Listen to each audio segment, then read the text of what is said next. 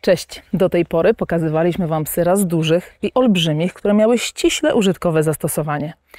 Dziś dla kontrastu, po raz pierwszy na naszym kanale, piesek rasy miniaturowej, a mianowicie jakże uroczy Cavalier King Charles Spaniel. Według klasyfikacji ras FCI kawaliery należą do grupy 9, czyli psów ozdobnych i do towarzystwa.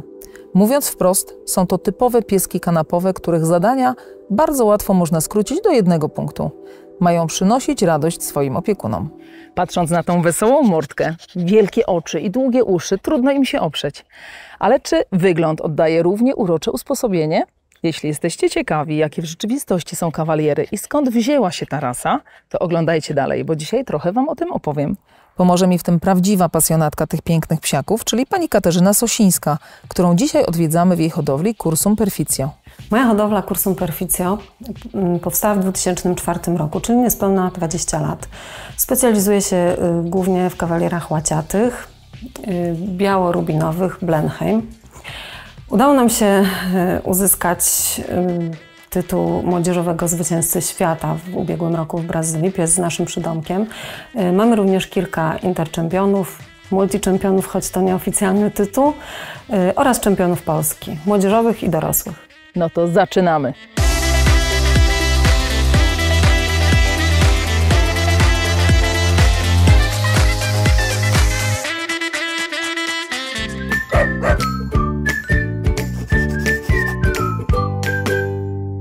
Kawaliery to stosunkowo nowa, bo niespełna 100-letnia rasa, ale o paradoksalnie długiej historii. Jak to możliwe? Zaraz wytłumaczę.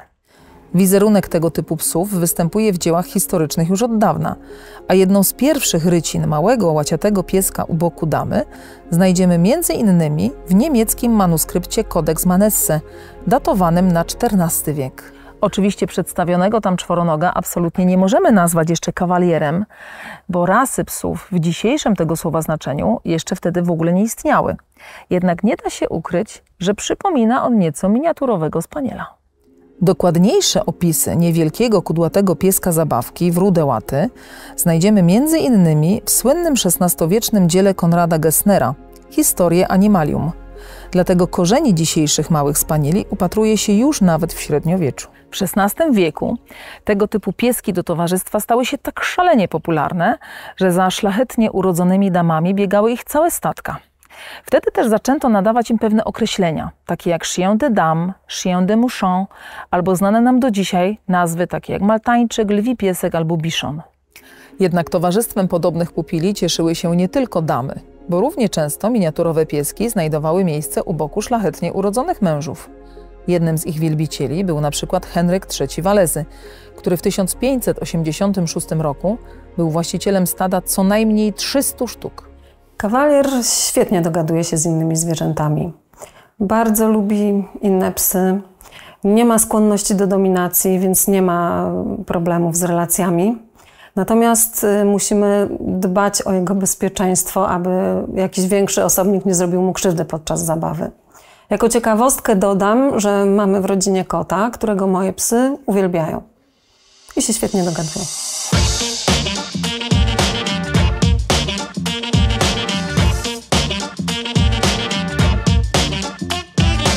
Ówczesne psy do towarzystwa miały jedną zasadniczą cechę wspólną, czyli miniaturowy wygląd. Aby go uzyskać i utrwalać, stosowano w tym celu przeróżne, dziś szokujące metody. Aby działać hamująco na wzrost i wysuszać soki ciała u szczeniąt, codziennie nacierano i myto je w spiritus vini, czyli w etanolu. Co więcej, sukom szczennym podawano saletrę, która miała działać oziębiająco i w podobny sposób zmniejszać pieski jeszcze w łonie matki.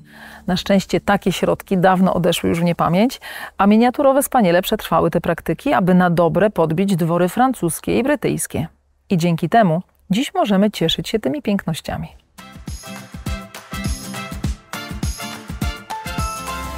Cavalier King Charles Spaniel bezpośrednio wywodzi się od typu Toy Spaniel, który możemy podziwiać na licznych obrazach z przełomu XVII i XVIII wieku, autorstwa m.in. Tycjana, Van Dycka, Stapsa, Gainsborough'a, czy znanego nam już doskonale z odcinka o Lancerach Edwina Lancera.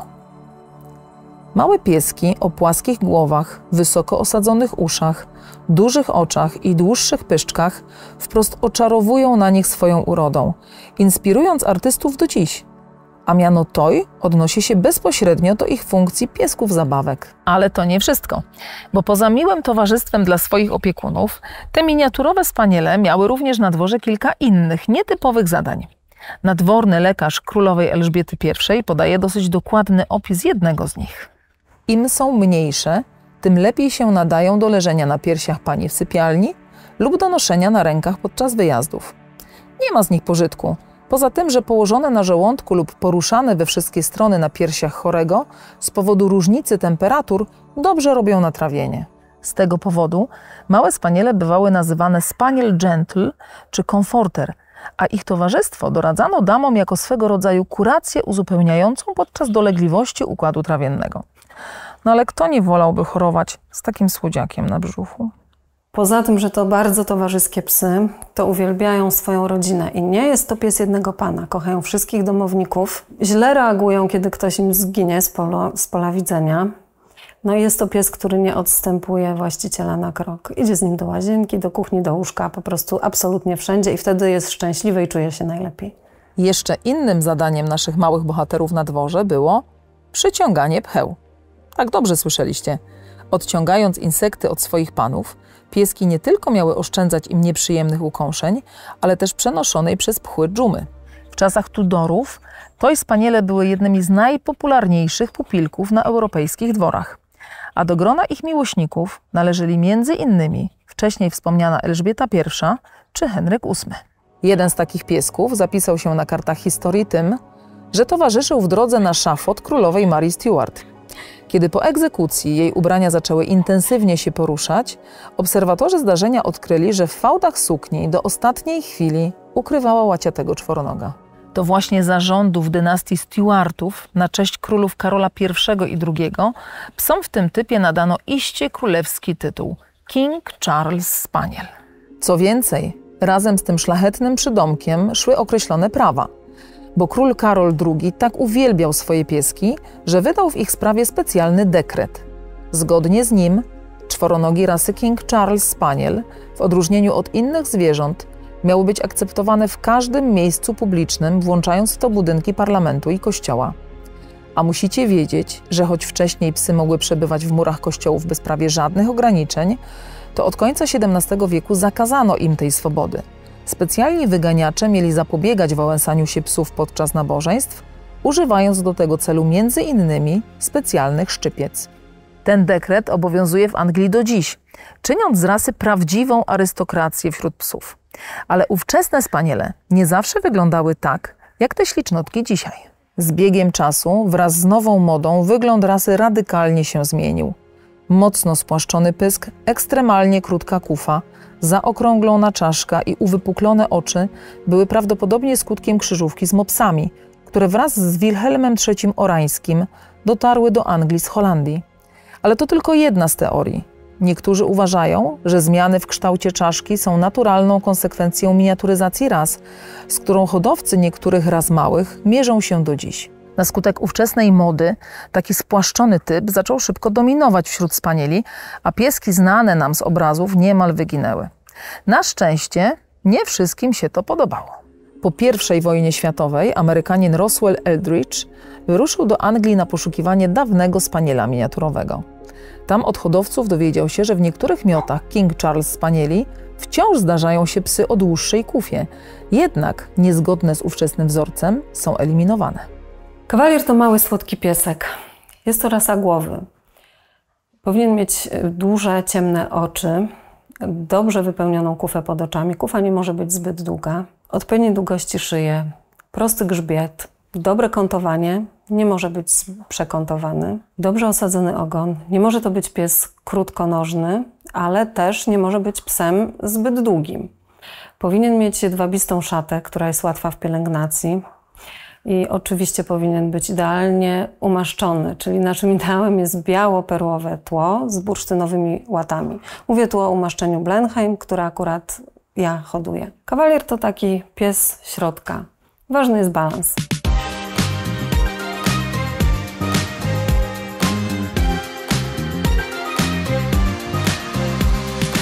Eldridge nie poddawał się jednak łatwo.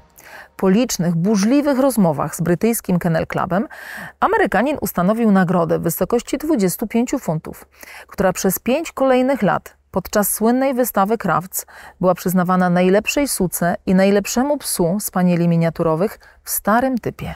W tamtych latach była to nie lada kwota, dlatego hodowcy chcąc nie chcąc ponownie wzięli pod uwagę odtworzenie u swoich psów dłuższego nosa, którego wcześniej starali się pozbyć. W 1928 roku nagrodę Eldridge'a otrzymał pies należący do panny Mostyn Walker, czyli słynny syn Anny, którego wygląd po raz pierwszy od wielu lat ponownie przypominał dawne psy królów i arystokracji. Był to przełomowy moment, na który czekali wszyscy miłośnicy spanieli starego typu. Jeszcze w tym samym roku w Anglii założono klub wspierania rasy, którą wtedy po raz pierwszy nazwano Cavalier King Charles Spaniel. Następnie porównano wygląd syna Anny z wizerunkiem spanieli na obrazach z XVI, XVII i XVIII wieku i na tej podstawie stworzono pierwszy wzorzec rasy, oficjalnie uznanej przez brytyjski Kennel Club w 1945 roku. Dzisiaj kawaliery to jedne z najpopularniejszych psów w Anglii, a rasa cieszy się ogromnym zainteresowaniem na całym świecie. Również w Polsce. Tylko w 2022 roku, zgodnie z danymi Związku Kynologicznego w Polsce, urodziło się ich ponad 400 miotów. A co tak bardzo urzeka w tych pieskach?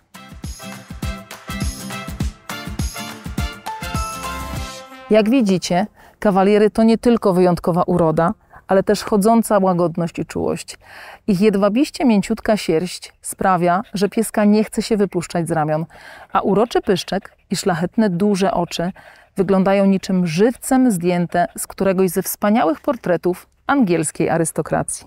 Poza wyglądem, czyli że ma być to mały, słodki, śliczny piesek, kwintesencją rasy jest jego charakter.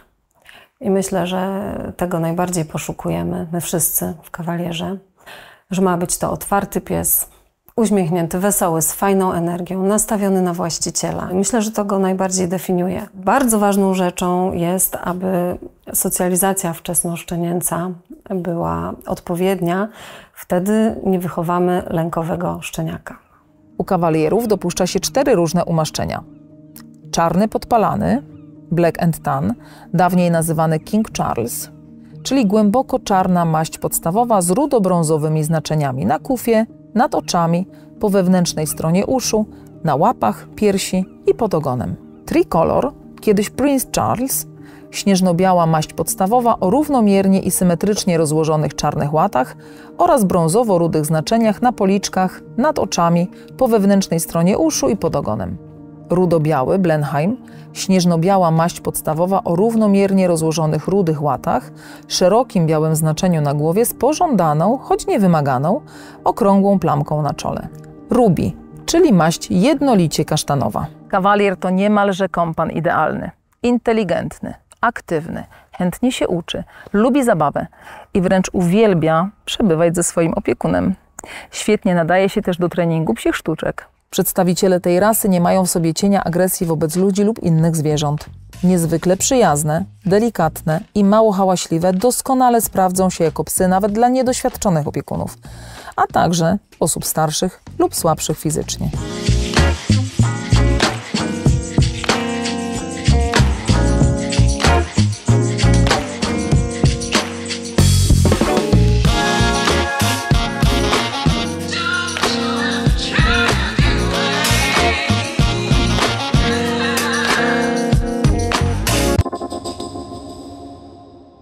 Kawalier nie jest typowo sportowym psem, nie ma takiej anatomii, natomiast bardzo lubi aktywność fizyczną, świetnie się w tym sprawdza. Jako przykład mogę podać hodowlę w Polsce, która od 5 pokoleń czynnie zajmuje się agility i ma bardzo duże sukcesy na tym polu. Co więcej, swoim uroczym pyszczkiem i wrodzoną łagodnością kawaliery z łatwością wzbudzają zaufanie. Dlatego doskonale sprawdzają się w dogoterapii. No i jak już dobrze wiemy, wiercąc się na brzuchu opiekuna, pomagają też na kłopoty trawienne. A jak wygląda kwestia ich zdrowia? Jak każda inna rasa, Tak samo kawaliery mogą mieć problemy ze zdrowiem. Dlatego należy szczególną uwagę przy zakupie szczeniaka zwrócić na to, czy hodowcy przeprowadzali odpowiednie testy zdrowotne. W przypadku naszej rasy badamy serce, oczy, rzepki kolanowe. Często skanujemy również nasze psy. Bardzo ważna jest tutaj współpraca hodowców, bo dzięki temu możemy minimalizować ryzyko wystąpienia poważnych schorzeń w hodowli. I nam udało się do tej pory wyhodować wiele psów, które dożyły 14 roku życia, a w tej chwili mamy seniorkę, która ukończyła 15 rok życia. Warto wspomnieć też o tym, że kawaliery zazwyczaj mają dobry apetyt, a ich właściciele powinni zwracać dużą uwagę na to, żeby piesków nie przekarmiać. To z kolei może być naprawdę trudne, bo tym słodkim i niewinnym spojrzeniom niełatwo się oprzeć. Jak większość psów ras miniaturowych i małych, kawaliery potrzebują wysokiej jakości karmy w odpowiednio dozowanych ilościach. Częste dokarmianie może wiązać się u nich z ryzykiem otyłości. Zdrowy i prawidłowo zbudowany kawalier powinien mieć od 32 do 34 cm wysokości w kłębie oraz masę od 6,5 do 9 kg. W ramach tych widełek zwykle przyjmuje się, że na każde 5 cm wysokości pieska powinien przypadać 1 kg masy ciała. W kwestii pielęgnacji na szczególną uwagę zasługują uszy kawalierów. Te są u nich długie i dosyć ciężkie, dlatego mogą być podatne na infekcje. Aby im zapobiegać, warto około raz w tygodniu dokonywać samodzielnej kontroli naszych piesków. Poza tym jedwabista i błyszcząca sierść spanieli nie wymaga specjalnej ani szczególnie intensywnej pielęgnacji. Aby zachować połysk i zapobiec kołtunieniu się, warto swojego psa regularnie szczotkować, ale nie powinno się strzyc ani trymować. To grozi zniszczeniem włosa. Kawaliera na co dzień należy kąpać, używamy odżywki, wyczesujemy, suszymy. I to w zasadzie jest taka podstawa. Natomiast bardzo ważne jest, aby wyczesywać newralgiczne punkty, które mogą się kołtunić, czyli pod pachami, pod ogonem, uszy oraz żabot. To są miejsca, w których to pióro jest dłuższe i należy szczególną uwagę poświęcić. Bardzo ważne jest, aby kawalier był należycie zabezpieczony na spacerze, ponieważ mamy różne rzepy, chwasty i niebezpieczne kłosy, które mogą wbić się w ucho tego psa. W związku z tym używamy coś takiego, co nazywamy snodami. Zakładamy to. Psy są przyzwyczajone do tego, nie ma dla nich to żadnego stresu im nie robi. I one wychodzą w ten sposób na spacery i wraca pies bezpieczny i zdrowy. Jeżeli chodzi o strzyżenie, według wzorca rasy kawaliera nie strzyżemy, nie chcemy też niszczyć jego szaty okrywowej. Wyciągamy tylko podszerstek, jeśli jest go zbyt dużo. Natomiast strzyżemy okolice łap, pod łapami, aby się pies nie ślizgał, oraz podcinamy włos na uszach, jeśli jest zbyt długi, bo pies może po nim deptać i to jest uciążliwe w jego funkcjonowaniu.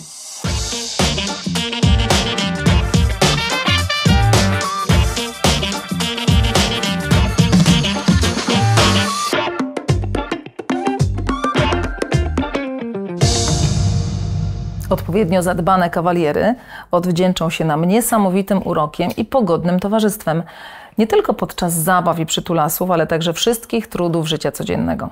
No i na pewno zostaną najpiękniejszą ozdobą każdej kanapy. Zgadzacie się? Dzięki, że oglądaliście do końca. Jeśli lubicie nasze filmy, to zasubskrybujcie kanał Tropidogradzi, a my widzimy się już wkrótce.